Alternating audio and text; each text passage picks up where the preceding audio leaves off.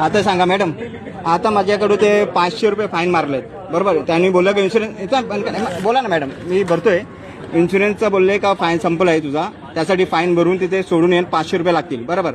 आता तुम्ही बोलता 4000 रुपये भरायला, तर आता एवढे पैसे घेऊन यायला पाहिजे. त्यांनी सांगायला पाहिजे की साहेब तुम्ही 4000 घेऊन जा, तेव्हा तुमची गाडी सुटणार, बरोबर की नाही.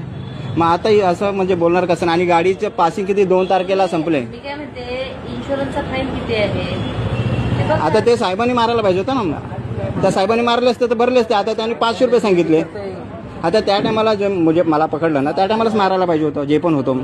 आता मग त्यांनी मारलं तर मी काय करू? आता मग इथे 500 रुपये मला पावती देऊन सांगितलं का भरायचं आहे ना, गाडी सोडवायची आहे. काय प्रॉब्लेम असेल साहेबांना भेटा. हां, साहेब आहेत त्यांना भेटा. मग आता किती भरायला लागेल मला?